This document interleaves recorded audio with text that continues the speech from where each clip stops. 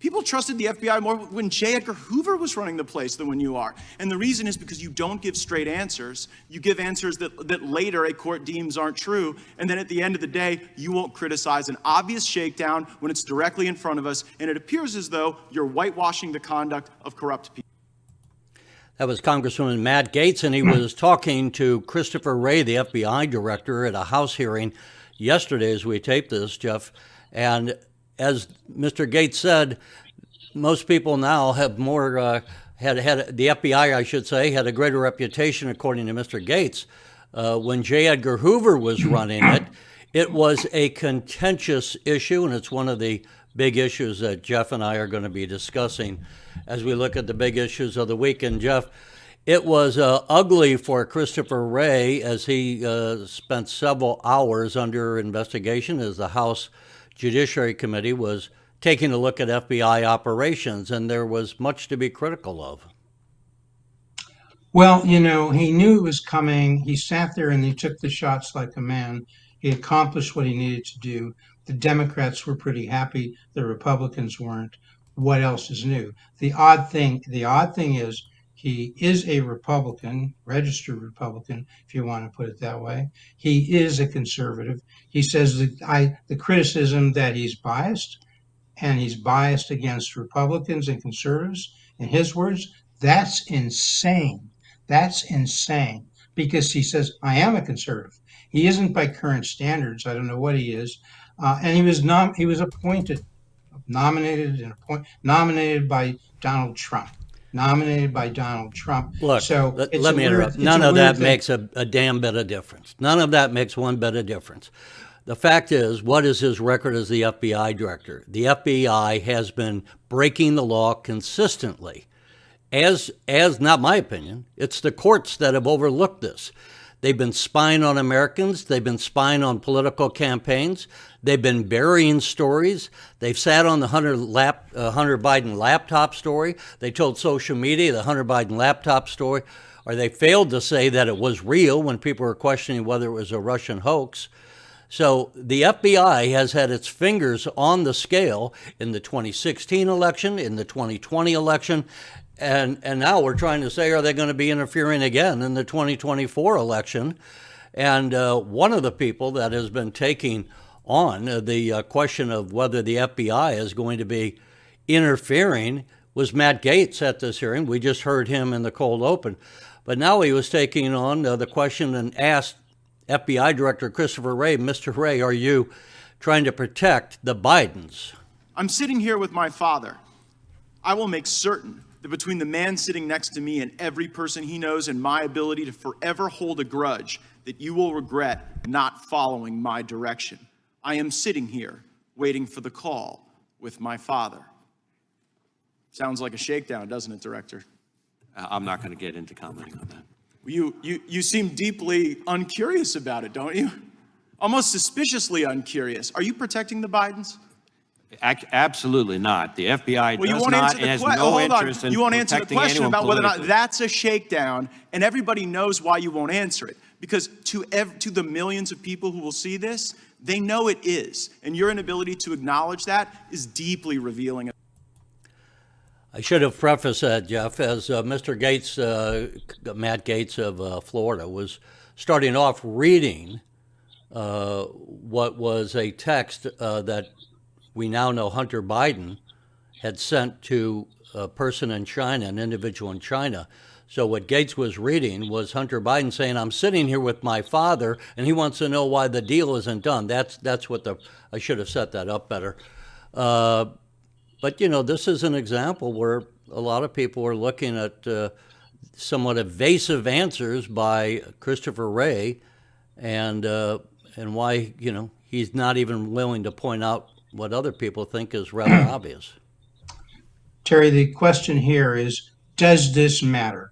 Does yesterday's hearing, which went a little over 4 hours in total time, does it matter? And my guess is not much.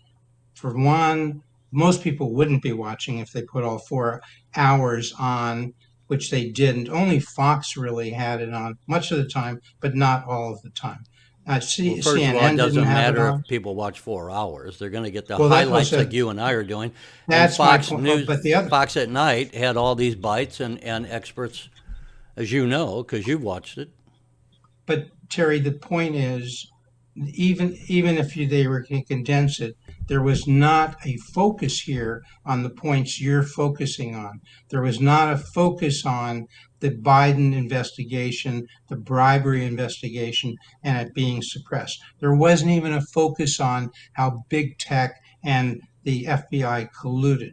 There wasn't a focus, so the clips didn't focus, so therefore this was not an impactful hearing. Well, I That's would the problem. I would disagree. I would disagree highly. First of all, one of the reasons, to the extent you say it's not an impactful hearing, this wasn't produced by a Hollywood producer as the January 6th Kangaroo Court hearing was, which wasn't even a real hearing. But the networks want to cover that, but they don't want to focus on this. Now, that's number one. Number two, in a real congressional hearing, which this was, you have a back and forth. 5 minutes for the Republican, 5 minutes for the Dem, and back and forth.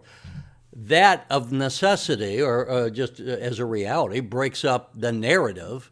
But what we did see and heard was a consistency of the FBI engaging in activities which were in many instances unlawful, talking about the violations of FISA, spying on private individuals, spying on the Trump campaign.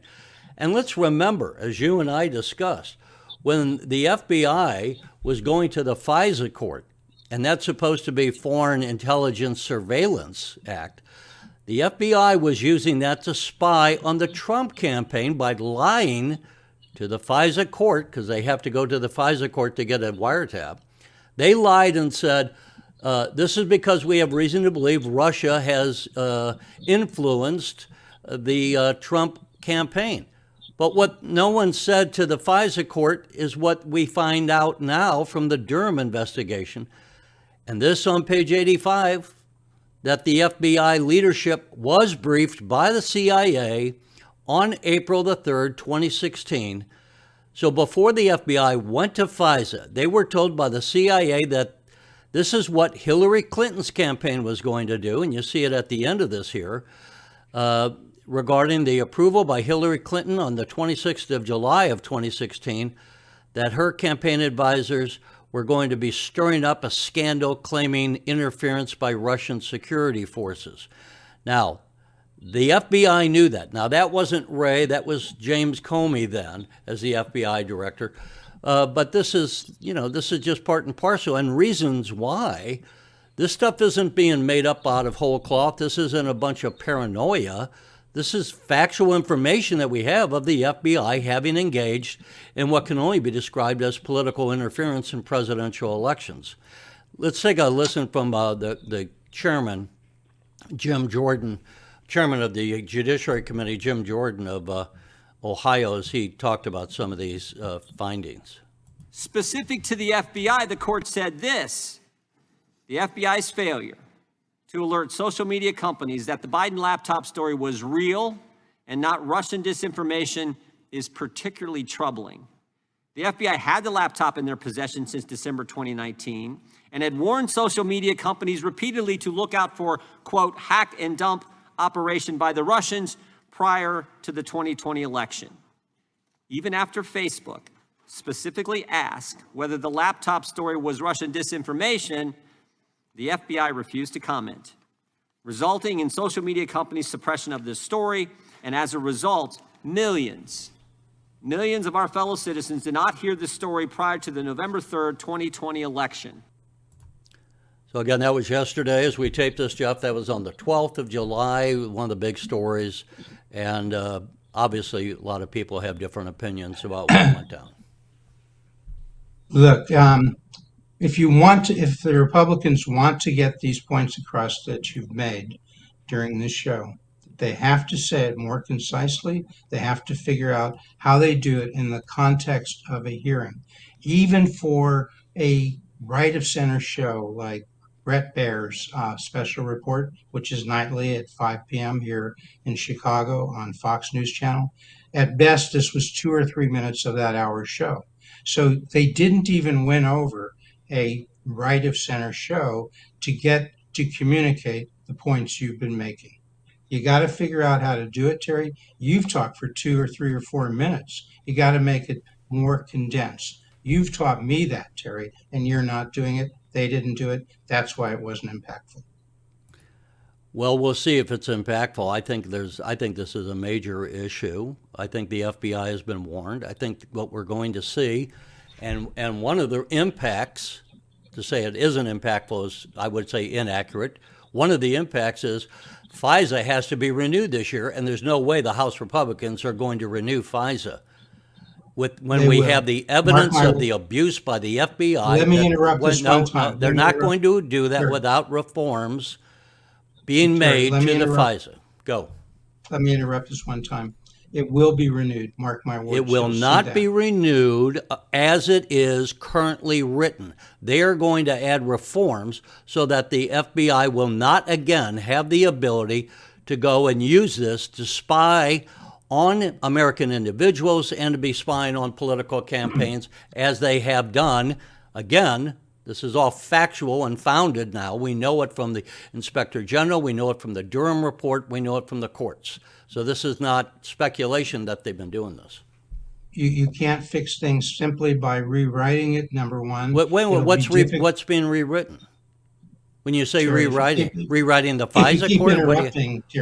I want you to be clear. I don't know what. You can't fix it by rewriting what? When you say reforms, you mean the legislation. They're going to have reforms to FISA. Sure, if you want to take over the show, just talk. Jeff, I'm trying to ask you what you're saying. When you say reforms, I don't know what reforms you're referring to, or if you're referring to the FISA law. Is that what you're referring to? Of course, yes, Terry. That's what you're talking about. You're talking about reforming FISA. And you're saying you can't reform it? Intelligence Surveillance Act. You got to know what you're talking about. That is a law. I know what it is, Jeff. Are you saying it can't be reformed? Go. No, I said Terry, you can reform it. You can write legislation that reforms it, but that's not the end of it. You have to find out a way in terms of Congress having oversight and actually enforcing it, and you have to have a president who's behind it, and those things, and you have to have a judiciary that backs it up. That is the process, Terry, by which this democracy works. So it's not a matter of just saying, did you pass that? Number one, that's going to be difficult, but unless you're cognizant of the things I've said, it ain't going to happen. Unless you have a president who understands that, it ain't going to happen. That's my point.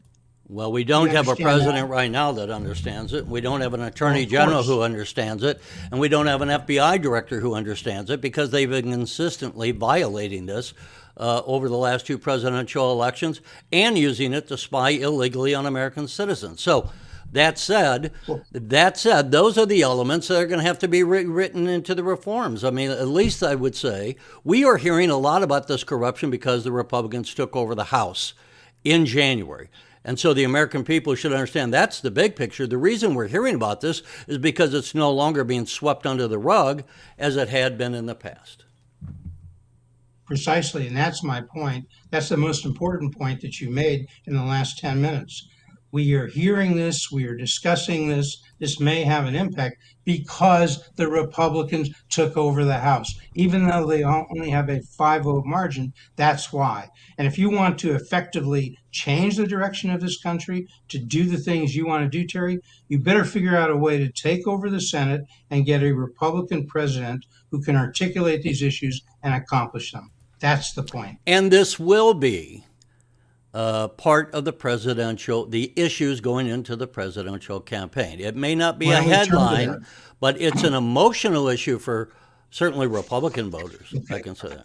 Well, why don't we turn to that since we not just yet, because one of the things for those who didn't see, and it should be noted, that what came out of the hearing yesterday is how much Christopher Wray, almost certainly, if the Republicans win the White House, Christopher Wray, if he is still the director at that point, will be fired probably on day one. Of course. So the idea Well, that he's a Republican and that means he's not against the Republicans, that's a bunch of malarkey. He'll be fired on Can I day make- one because let of me his make- management. Let me make one political point. Maybe we can pick that up then. Your guy who you like so much, Donald Trump, has not said he would fire him, and he's the guy who put him there. I think he has But Ron said he would fire DeSantis, him. but Ron DeSantis has said he would fire him on Well, day one. then we got the Okay? two leading candidates, and they're both going to fight. I think Trump did say he would fire him. By the way, here's an example. What came out of this is how much dodging and weaving and non-answers by Wray, that they couldn't get him, nailed down on anything. Here's just a brief example. Attorney General Garland consult with you or the FBI before issuing that memorandum? I can't get into discussions that did, or maybe more importantly, did not happen. In harassment and threats of violence. I'm not aware of any such evidence. As I sit here right now, I don't have the answer for you on that, but I don't know the answer to that as I sit here right now. Well, we do. So there you see why Wray is good at what he does. You don't like it. I don't like it. But you have to give the guy credit. That's what he does. This is why I don't know, but this may be why Chris Christie suggested him to Donald Trump. And perhaps, I don't know, why Donald Trump appointed him. Okay. Because he knows when to say, I don't know. He knows when to say, I can't discuss that because it's a personnel issue. I can't discuss it because it's under investigation. And best of all, for him, Jordan didn't figure out really what he would have liked if he thought about it, to have a real committee, which we haven't had for a long time in Congress on either side, where you have Democrats and Republicans actually discussing along with the witness. Instead, you'd have 5-minute orations by the Republican congressman, 5-minute orations by the Democratic congressman, and Wray saying what you just heard, nothing. So that's why this doesn't work. And if somebody were smart, they'd figure out how to do what I just said. And What did you say? What's your point that they would do? my point, back in the olden days, Terry, and you remember, there used to be House Judiciary hearings and committee hearings I where think you you're actually had dialogue. I think you're You had misremembering, Jeff. The only thing Okay. that you may be drawing upon would have been the Watergate Committee. Now that was organized in an entirely different manner than a standard committee. This was a committee, and the committees in Congress always alternate from House Republican, Democrat, and you always break up the narrative, which is why it is better to select some of the key moments and get that. So you're going to get divisions. What the I would say, go back on some of these issues, and what the Republicans could do, to take somewhat of your point, is instead of having all these backbenchers talking for their 5 minutes for airtime, they ought to say, Mr. Smith gives his 5 minutes to Mr. Berkowitz. And so Mr. Berkowitz is going to be the lead for the Republicans, can question not just for 5 minutes and be done for the day, but be able to do it for a half an hour, be able to do it for 45 minutes. My point, thank you, Terry. About my point precisely. That's what they As I should be said, doing. And then they can follow a narrative. Right. And as you know, these hearings are set up so as somebody says halfway through it, well, the point is most of it, what needs to be said, has been said. It just hasn't been said by everyone. And it's not over till it's said by everyone. So if they had done what you just suggested, and it was within their power to at least try to do that, it would have been much more effective. The other thing here's the other thing I would say. And maybe you and I are wasting our time, and we should make the big money by going to Washington and telling these congressmen how they should do this. There you go. They ask so often. Now, some of them ask very good questions and are insightful, but too many times, and it happens on both sides of the aisle, but Republicans, if you're trying to make a point, ask questions that matter. And they ask so many times questions that are easy to evade, or to be fair to Christopher Wray, they ask him a question that he can't answer. What do you think the president had in mind when he said that? How is Christopher Wray supposed to know what the president had on his mind? I mean, it's like Karnak the Magnificent. I'm going to read a mind. So they ask questions in an unprofessional manner. Let's go quickly, because we only have about 10 minutes left or less. Let's go quickly to the state of the GOP primary mainly, and maybe some speculation about the general election, and to cover a few other points. So let's do that quickly. People may want to know what's going on with this presidential race, and in particular, the GOP primary, because there's not really one on the Democratic side at the moment.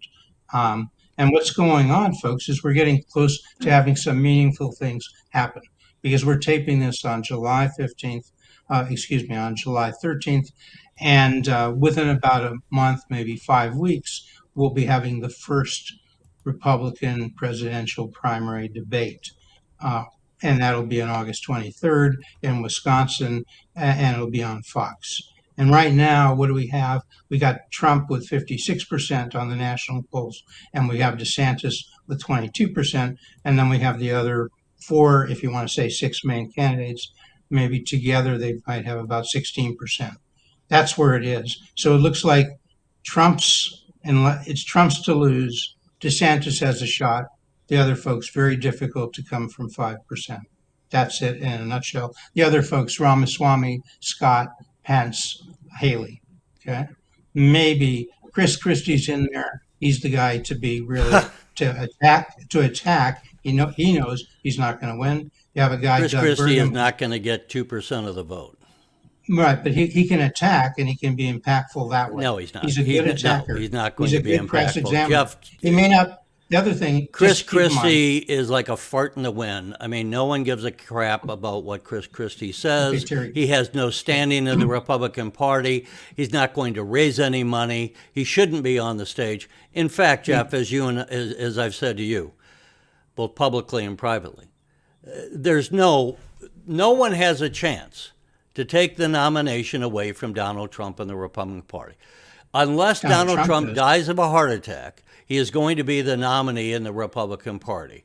And by the way, we should say, even if he has been indicted, even if he's indicted, it won't even if he's matter. convicted, he has been indicted. So you're saying even if he's convicted, he'll accept the nomination, he'll accept the presidency from jail. Is that what you're saying? Sure, he can accept the presidency from jail, and then he can immediately pardon himself. Well, we'll see. I mean, with the amount of political you should hang know, on. With the amount of political interference in our Justice Department, the Republicans, I got to follow up with what you're saying here without interruption. With the amount of political interference in our Justice Department, as we have seen, no, the Republican voters are not going to put any value in what these kangaroo courts are doing around the state with these Democratic prosecutors who have said beforehand, before they were elected, that my point if elected will be to get Donald Trump. No, they're not going to. So Trump's going to be the nominee, end of story. And we should add that DeSantis has come out and said he is not interested in being the vice president. He would rather stay in Florida as the governor and get something done. No, he doesn't want to be vice president. He wants to be president, and there's a good shot he will be. Maybe you can explain to me, Terry. We'll go on this now. And tell me which states Trump is going to win that he didn't win last time, and where will he get the votes? From the Democrats who are going to give him the votes? Okay, well, let's take a look at that. Here's the election, and as we see in tan, these are some of the states that Trump had lost last time. I think because of the crisis at the border, so many people are fed up with that Arizona will go red. That's likely to go red. Nevada was extremely close. All of these states we're talking about, Nevada was extremely close. There's a very good chance that Trump takes that. Wisconsin also was extremely close. So very good chance Trump takes that and takes Georgia. So I think maybe Trump doesn't take Nevada, maybe he doesn't take Wisconsin, but I think he does take a number of these states. And, Trump on election night had 100,000 vote lead in Pennsylvania, so we know he's going to be competitive there as well. The thing that's happened since the last election is that we now know how feeble Joe Biden is. We now know the border's wide open. We now have inflation, and we know how incapable the Vice President of the United States is, Kamala Harris, to take over the presidency. So And what people if he say, isn't running? Hey, Terry, when's the filibuster over? what Will the senator people from, say that Indiana, they're not will going the to want to senator have from Canada Kamala yield? Harris be in the White House, and Joe Biden Will would the be senator- 86. He will probably the won't make it senator to the from- end of a second term. Will the senator from Southern or Central Illinois yield? Go. Terry, as you know, there's a good chance it won't be Biden, it won't be Harris, might be Pritzker, it might be Newsom. it might be our friend, the governor from California. And as you know, right? I've said it will be it won't be Biden, is what I've said. Okay. Do so you if agree, it's by the way? Newsom, I don't know. Do you agree it won't be Biden? I think it's certainly highly likely that it'll be Pritzker or it'll be Newsom. And my point to you is a lot of your arguments why you think Trump wins goes away if it's not Biden. I would agree That's with that. number one. I would agree with that. Okay, If Trump runs number against two- Newsom, it would be a different election. And number two is a technical matter. You said Trump would pardon himself. He could do that on the federal side. He can't do that on the state side if he's convicted of a state crime. And some of these indictments are coming on the state side, like from Georgia. So, and you see him winning And all what these difference votes. do you argue that makes? You see him winning all these states where there's no polling to even confirm that. Number one, don't need and polling, Jeff. even in Iowa, Terry, the polling is much closer than when you look at the national polls. Much closer Between Trump, for what? Between DeSantis and Trump, which was narrowed What are the to I think polls? about 15. The American Greatness poll is one. Well, what and it was like I don't want. 15 What points. what are the numbers? Well, it was a 15-point margin last month, back up to 20 points, I think, this month, but it's not 30. So when you say these things, Terry, you got to have some background, some data, some evidence. You just I don't gave think the you have background. You just gave the background. He's still 20 points the evidence, the behind. data. Yeah. Well, that's different from 35. Okay. Okay. So that's number one. And So the when guy's I only say been in the Trump's race going to 2 months. win, I'm still on solid ground when he's got a 20-point lead. Well, he certainly doesn't have a 20-point lead even against Biden in the general election. Look, here's He's the gotta win thing. the general. Here's the thing I would say. Here's my. You didn't give Let's any cut to the polling chase data to before we support run your out argument of gas on- here. You didn't give any polling data to support I your don't argument need the that polling Biden- data. I that have the Trump wins history those of the states. voting record of these states, Jeff. I know They're you not don't. going You to just change blab on. overnight. They don't change in 4 years. They're going to be more or less the same. So here's the deal. Right now, here's a summation. My summation would be Trump will be the nominee. Now, if he runs against Biden, Trump wins. If Trump runs against Newsom, and by the way, I could see that there could be a Newsom-Pritzker ticket, possibly, but if he runs against Newsom, that's a different game. That's an entirely different game, and I don't necessarily say that Trump wins that one.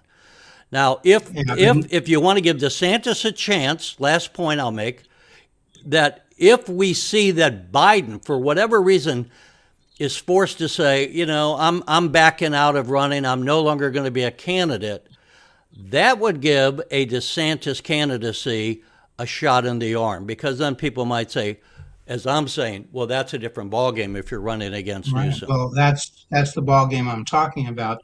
DeSantis has a much better chance than Trump does on beating either Pritzker or Newsom, and people are going to wake up to that.